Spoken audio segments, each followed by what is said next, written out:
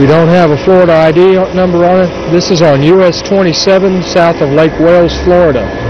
We're in the northbound lanes. We're immediately beyond the end of the test sections.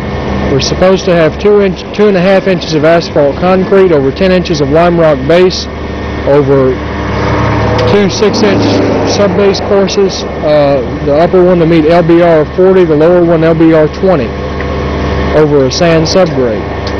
We are beginning the drilling operation, so I'll stop now and go back and have a look at what's coming out of the hole. Out of the hole, you can see the sand subgrade down there. We have a lower flight.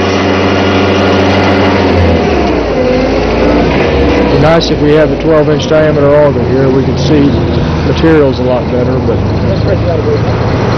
play with the hand you're dealt with. Coming out of the hole, mostly sand-sized particles. The coarse ones got chewed up with the auger. Also, we've got some sand mixed in with there from the lower layers. We're able to separate it very well out as it was coming out of the hole. This probably isn't a real good representation of what it looks like.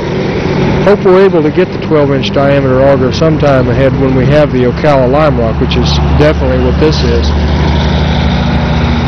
In 7/8 inches of asphalt concrete here. We have a little bit of sand asphalt, probably about a 1/2 inch of it, on top of the lime rock and under the asphalt concrete. We used a type binder course and a type 1 asphalt concrete layer here. Lime rock base. Try to zoom in here and show the hole a little bit better. There isn't a whole lot of coarse rock in there, at least it's apparent on the side wall of the hole. You can see the sand asphalt being the darker layer that separates the asphalt concrete from the lime rock base. The hole, it's a fine sand,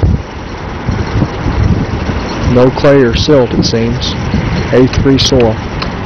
Orchard or grove, you can see the type of soil which is underneath there, which is the same thing we have here. In the test section, I'm standing off the shoulder about 20 feet or so. The panoramic view, we've got another grapefruit orchard over across the road from us. Back around, you can see where we bored it. Looking back up to the south of us. Moving around. The grapefruit's ready to be picked over there. And now we're looking down the test section. And you can see where the fellow is standing. There's the dark colored material, which is a sand asphalt. It moves on up and you can see where it plays out up here, and I'm going to try to back up and show where it appears to end. Just right in here. In fact, it might even be at this transverse crack that we see. This is about 15 feet upstream of the test section. Back up and show the perspective of that.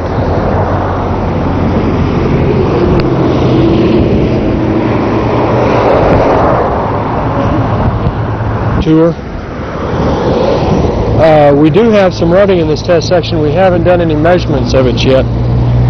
In here, as we did in the test sections within the satellite test, we are just beyond that right here. We're into the regular type pavement construction, which we were not really able to see. We didn't go far enough back when we drilled our first hole. What we'll see in the second one is probably more indicative of what we actually have in this test section.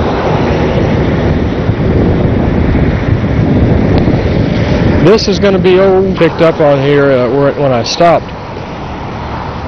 We'd expected this to have a 4-inch overlay or 2.5-inch overlay, but